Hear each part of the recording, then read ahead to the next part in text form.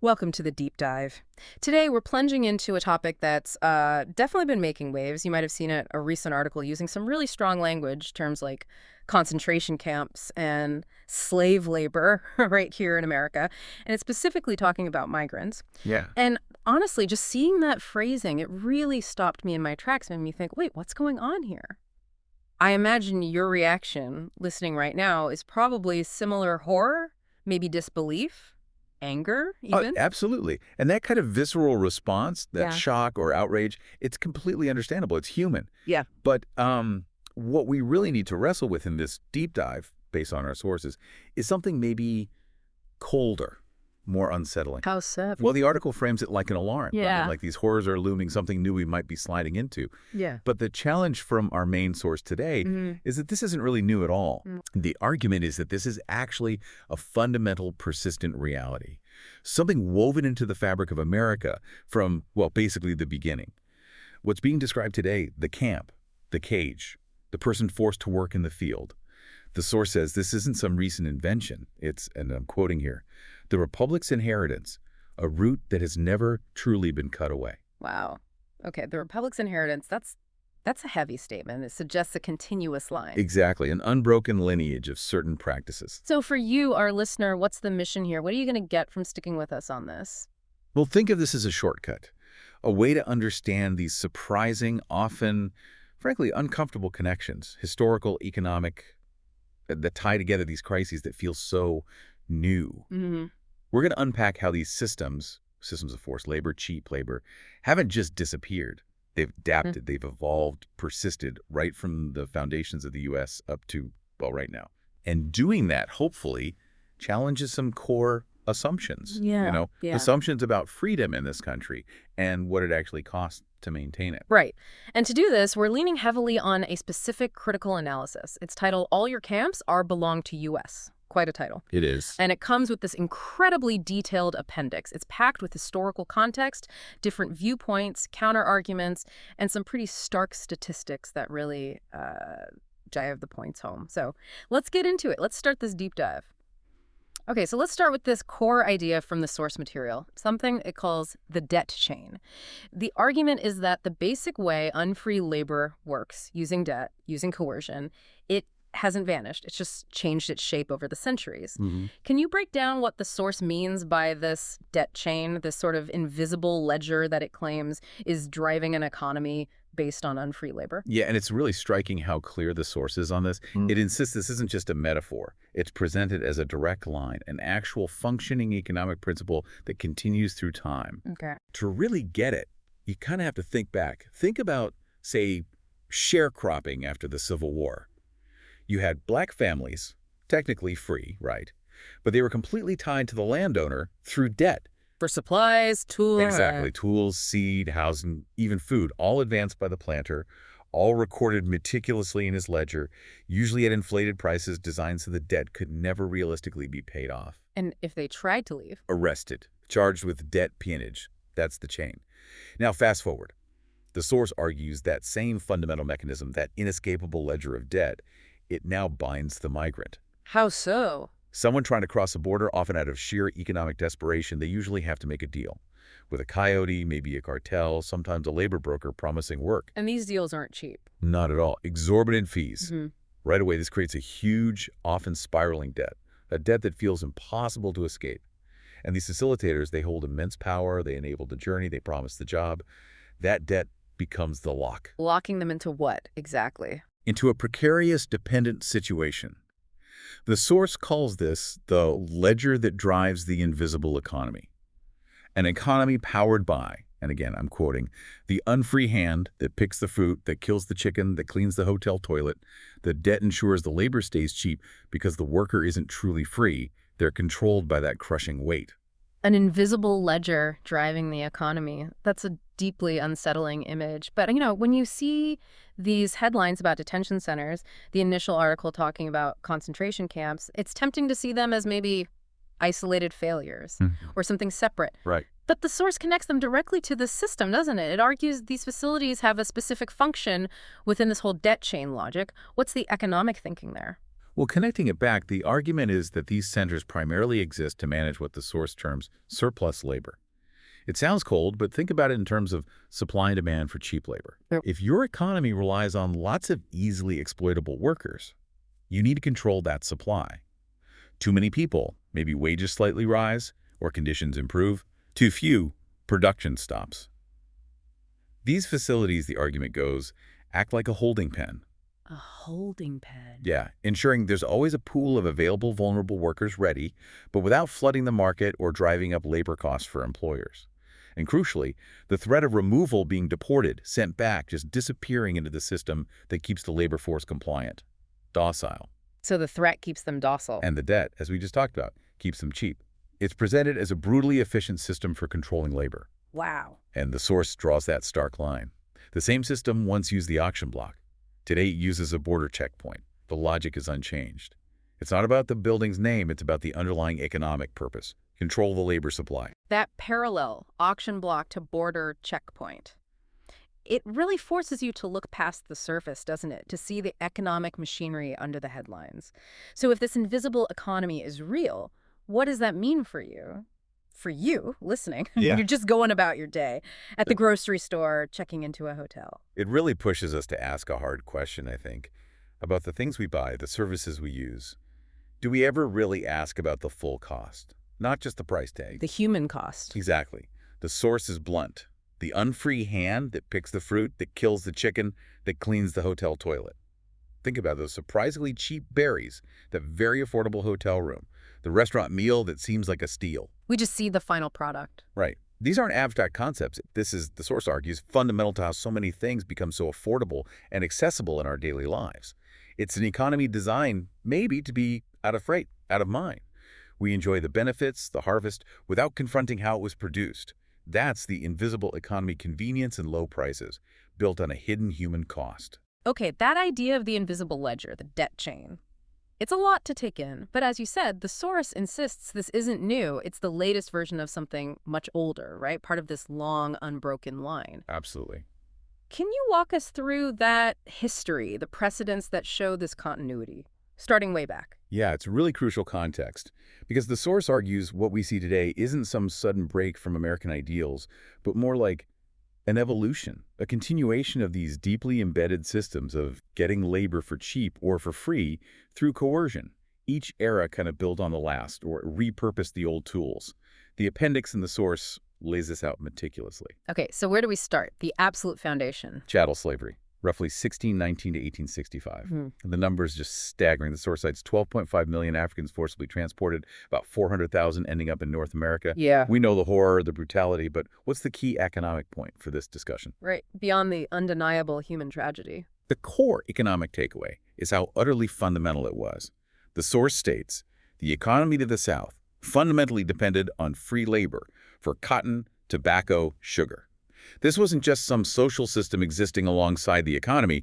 It was the economic engine for a huge part of the country. Especially cotton. Especially cotton. It was white gold. It fueled southern plantations, yes, but also northern textile mills. Global trade. British factories depended on American cotton. Northern banks financed the plantations. Insurance companies literally insured enslaved people as property. So it was deeply integrated, nationwide, even worldwide. Absolutely integral. This immense wealth, this power was built on free labor. It wasn't just tolerated, it was economically essential for centuries. The scale of that reliance is hard to overstate. Okay, so that's the foundation. Then the Civil War happens, slavery is abolished, supposedly. We enter Reconstruction, 1865 to 1877, and the source points to this 13th Amendment loophole. The amendment abolishes slavery, except as punishment for crime. That tiny phrase. And that became a massive loophole. How? How do you go from abolishing slavery to basically re-enslaving people legally? It raises that exact question, doesn't it? How does a society pivot like that without actually changing the underlying economic drive? The source explains that almost immediately, southern states passed these laws called black codes. Right, I've heard of those. They criminalized things specifically targeting newly freed black people. Things like vagrancy, just being unemployed or homeless, petty theft, even things like speaking too loudly in public. So they could arrest people for almost anything. Pretty much. And once arrested, often on flimsy charges, they could be sentenced to labor. And the states would then lease these convicts out to private companies. Lease them out, like renting people. Exactly. To railroads, mines, lumber camps, plantations again. And the conditions in these convict lease camps were, as the source notes, often worse than slavery. Worse? How could it be worse? Because the company leasing the convict had zero long-term investment in them. Unlike an enslaved person who represented a capital investment, a leased convict was just disposable. If they died from overwork or abuse, the company could just lease another one. That's horrific. The statistics are grim. By 1890, the source says 90% of Alabama's convict lease population was black. It was a direct, legally sanctioned way to maintain a cheap, controllable workforce just under a different name. Chilling.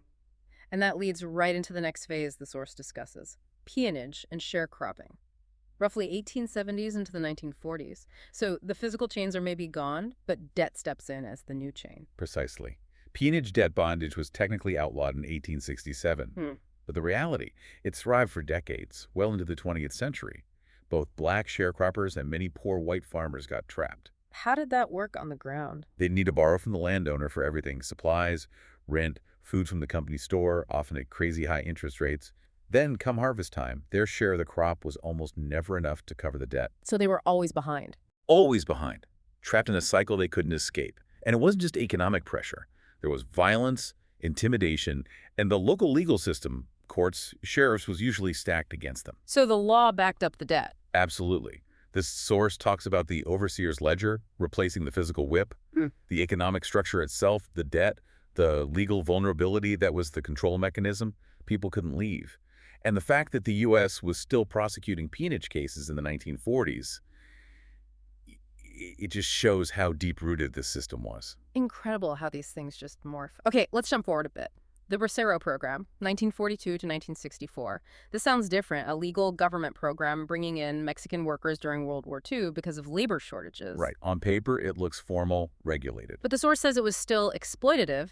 How does a legal program become coercive? It's a key example of how legality doesn't equal fairness or freedom.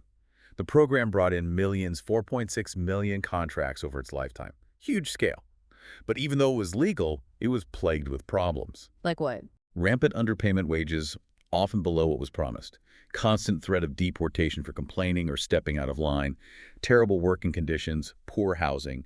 And crucially, workers were typically tied to one specific employer. So no power to negotiate or leave for a better job? Exactly. That guest worker status itself created vulnerability. They knew complaining could mean being sent back immediately, losing everything.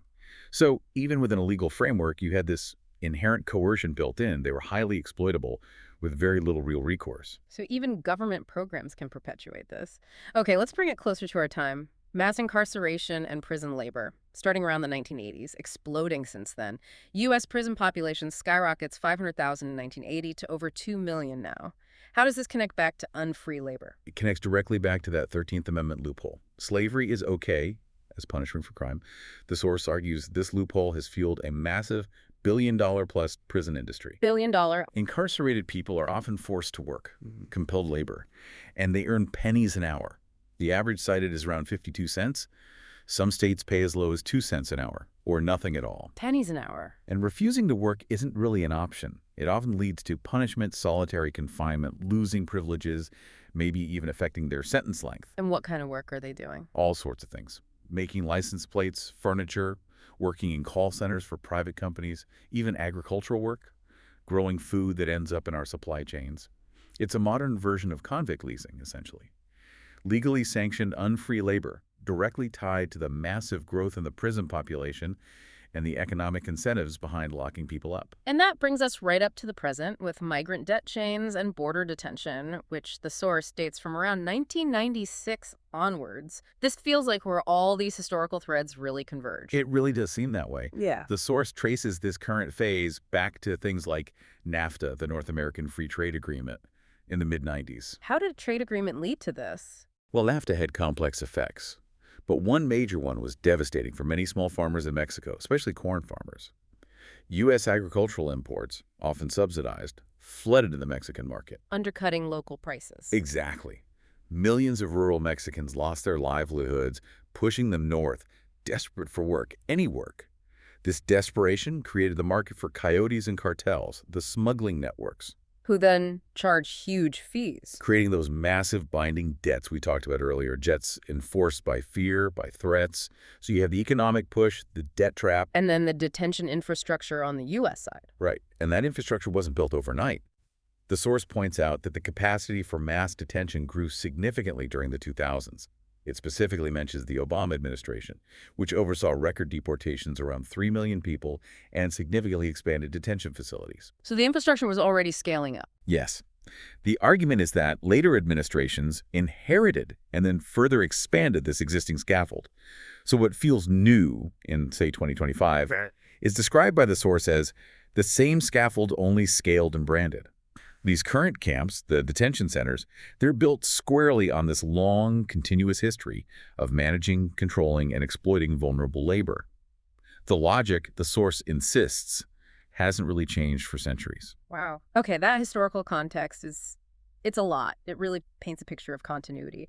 And it sets up this next really provocative section from the source, which it calls the good master's paradox.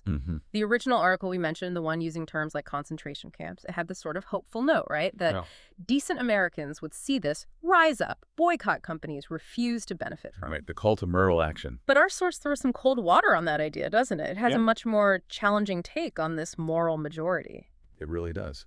It offers a pretty sobering counterargument. Yeah. It basically says this moral majority, these decent Americans, are in fundamental ways quietly complicit. Why?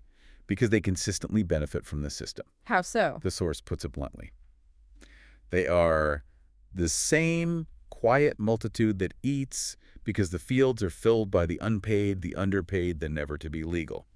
There's a disconnect, it argues, A disconnect between the outrage at the visible cruelty like kids in cages hitting the headlines, which is genuinely horrifying and sparks a real human response, and the unwillingness to look deeper.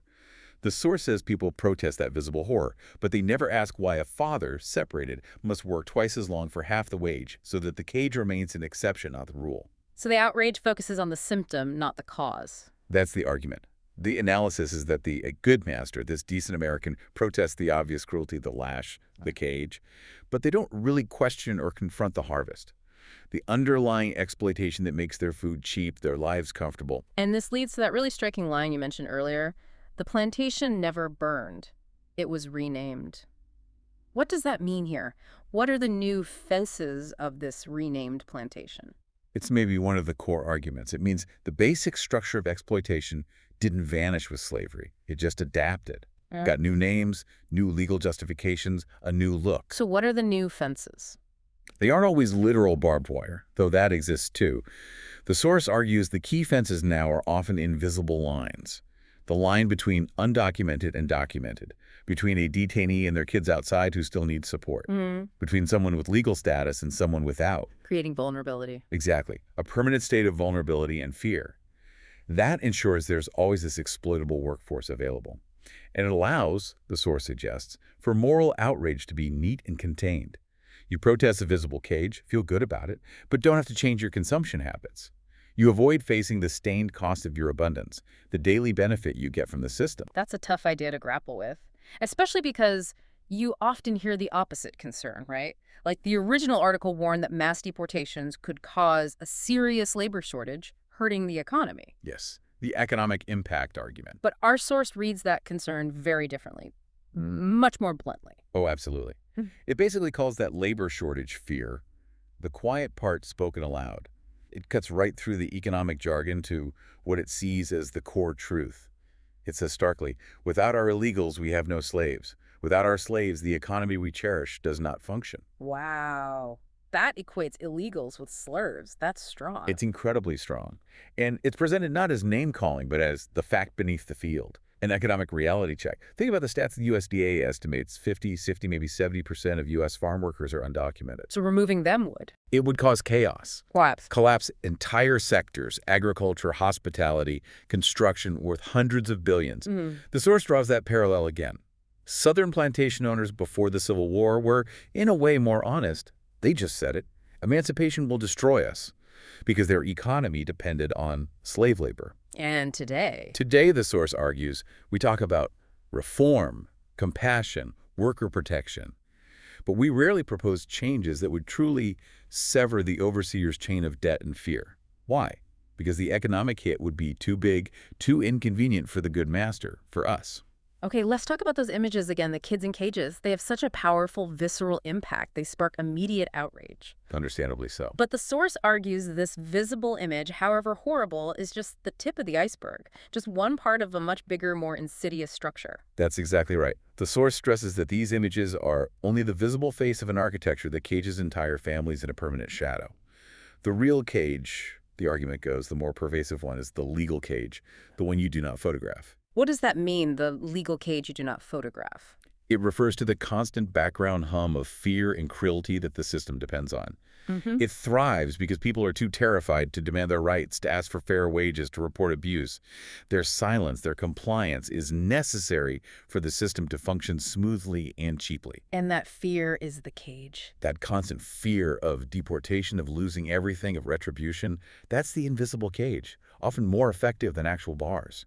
Can you give us some more concrete examples? What does this invisible cage look like for real people, day to day, beyond the news photos? Sure. Imagine a mother working in the fields, maybe picking strawberries in California. She owes a huge debt to the person who smuggled her across the border. She knows they can threaten her family back home or report her to IC at any moment. So she just keeps quiet and works. Keeps quiet, endures grueling work for wages that barely cover anything because speaking up feels too dangerous. That's an invisible cage. Or think about a father working construction. The boss isn't paying overtime, the equipment is unsafe. But his family's entire stability, their kids' schooling, the money they send home, depends on this job. So he can't risk rocking the boat. He stays silent, he endures. That's another invisible cage. And the source stresses this isn't just a few bad apples, a few cruel bosses. It's systemic. It's the constant, necessary cruelty of a system that depends on people too terrified to ask for what they are owed. Their vulnerability is the point. It's what makes the labor cheap and controllable. It's a feature, not a bug. Systemic necessary cruelty. That's a hard concept. And it leads us to some common questions that come up whenever these topics are discussed. The source actually tackles some of these directly. First off, that term concentration camps, it's so loaded. Are these ICE detention centers really concentration camps? Yeah, the source is careful here. It says, technically, no. They aren't concentration camps in the specific historical sense of, say, Nazi death camps designed for genocide, or even political prisons in the same way. They detain people based on civil immigration violations. Oh. But it immediately adds their scale, extrajudicial nature, and potential for forced labor ecosystems of mass internment. It suggests a closer historical parallel within the U.S. is the internment of Japanese Americans during World War II. Right, 120,000 people, mostly citizens, locked up. Exactly. So while the ultimate purpose might differ from Auschwitz, the basic idea of mass detention outside the normal judicial process with potential for abuse and unfree labor, that pattern, the source argues, has historical roots in America. Okay, that's important nuance. What about family separation? Those images from the border were so shocking. Was that unique to one administration, or is it broader? The source is very clear. No, it's not unique. It's systemic, deeply embedded. It points out that over 100,000 kids get separated from parents every year just through the regular U.S. criminal justice system. 100,000? How? Think about it. A parent gets arrested, jailed, put on probation with strict conditions, deported for a crime. The kid often ends up separated. Foster care, relatives, state custody. The focus on the border, while highlighting specific awful policies, sometimes hides this much larger ongoing issue of family separation within our own domestic systems. That's a staggering number. And it also notes, remember those kids in cages photos that went viral in 2018? Yeah. Many of those were actually taken back in 2014, which shows the practice, the infrastructure for detaining kids like that was already in place. It wasn't brand new, it's entrenched. Okay. And the final big question, really cutting to the core of this deep dive, is debt bondage really slavery? Here, the source, backed by international consensus, says unequivocally yes. It points out that the UN, the International Labor Organization, all the major anti-trafficking groups, they all classify debt bondage as modern slavery. Why? What's the defining factor, if not literal chains? The key is that the workers do not have meaningful freedom to leave. The debt itself, combined with threats, maybe violence, lack of legal options, maybe having their documents withheld, it traps them. They can't just walk away. They're in servitude. And chillingly, the source states this is the most common form of modern slavery worldwide today. affecting millions. Okay, this really brings us to the uncomfortable question of our own role, our complicity. People try to make moral choices, right? You hear pledges, I won't buy from that company, the one that uses detained labor. Right, the attempt to vote with your wallet. But the source seems to suggest that's, well, maybe not enough. Or maybe missing the point. It definitely challenges that approach. Yep. It asks, essentially, so we sign pledges. We will not buy from the company that exploits the detained. Okay, Yeah. but we will buy from the company that exploits the invisible. The invisible, Meaning the debt slave in the orchard, the bonded day laborer on the construction site, the unpaid girl in the restaurant basement who owes her coyote more than her life is worth. The argument is our moral outrage often focuses on the contained, visible cruelty, the photo, the news story we can react to. and ignore the rest. And meanwhile, the pervasive, unseen exploitation that might be making our everyday goods cheaper, our services more convenient that gets a pass, it's ignored, rationalized away. It's a challenge to our selective vision, really. So if we were serious, if we really wanted to dismantle this whole thing, not just the cages we see, but the whole architecture of coercion, what would actual freedom cost us? Yeah, what's the price tag on genuine freedom for everyone involved? Right. The source argues it would mean a radical shift. It says, if we truly meant freedom, freedom from fear, freedom from debt, freedom from the overseer's ledger, it would fundamentally alter our economy. How? It would mean, quote, paying the full price for the fruit, the roof, the meal. Prices for many things would likely go up noticeably because that hidden subsidy of exploited labor would be gone. But it's more than just prices, right? Oh, much more. It would mean granting these workers real status, bargaining power, legal wages that reflect the real value of the work. It means being willing to dismantle not just the cage you can see, but the chain you choose not to. It forces us to confront how much we benefit from the current system and ask if we're willing to change our economic reality for their freedom. Which brings up those common pushbacks, like the classic, well, why don't Americans just take these jobs then? The source tackles that head on. Yeah. It says sometimes Americans do take these jobs, especially when times are tough. But crucially, not at the same wages or under the same threats. That's the key difference. Legal status, having rights, having recourse, being able to quit and find another job without fearing deportation or violence from a smuggler, that brings bargaining power. The source implies the labor shortage isn't really a shortage of people willing to work. It's a shortage of people willing to work under the deeply exploitative, unfree conditions that this vulnerable workforce currently endures. Okay, and the follow-up question. So, would fair wages fix it if everyone just got paid properly? The source suggests it's part of the solution, but it circles right back to that paradox. Fair wages mean higher prices. Right. And this is where it gets really uncomfortable. The argument is that the same people protesting the visible cruelty often resist paying the higher prices that fair labor would require. They want the moral high ground and the cheap goods. A plantation paradox again. Exactly. Yeah. Wanting to condemn the cruelty without giving up the economic benefits derived from the system that creates it, it holds up a mirror to our own consumer choices and their real-world impact. And this is where the source delivers its final, really stark takeaway. A thought that forces some deep reflection, it says. Your panic is not that it might come. Your panic is that it might be named for what it is and that you might be forced to see your share in its harvest. Yeah. That lands hard, doesn't it? It reframes our fear. It suggests the real anxiety isn't about some potential future horror. It's about acknowledging what's already here, what's always been here, often hidden just beneath the surface. And our part in it. And our part in benefiting from it. The source concludes, America, America, you do not fear the camps. You fear the freedom that would cost you what you are unwilling to give. It's a profound challenge to our priorities. What do we value more? Human dignity and real freedom, or cheap stuff and economic ease? It suggests our deepest fear isn't a new monster appearing, but having the old one named, seeing how it sustains us, and then being asked to actually pay the price to slay it. Hashtag TedCare outro. So let's try to wrap up this deep dive. We started with this jarring article about concentration camps and slave labor affecting migrants today. But our sources have shown us this isn't really new. It's the latest chapter in a very long, very American story. A continuous line. Right. An unbroken thread of economic reliance on labor that is unfree or coerced or just incredibly cheap because of vulnerability.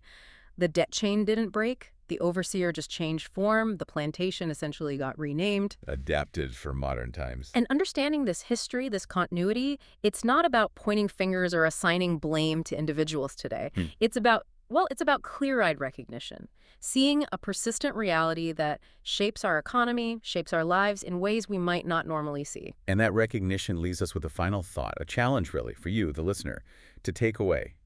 It's absolutely right to be outraged by cruelty, to protest the visible cages. But the source pushes us further, beyond just asking who built the fence. Ask who profits. Ask who profits from the labor behind it, and whether you will pay the price of tearing it down. Not just the physical fence, but the whole system. That's a powerful and, yet necessary question to end with.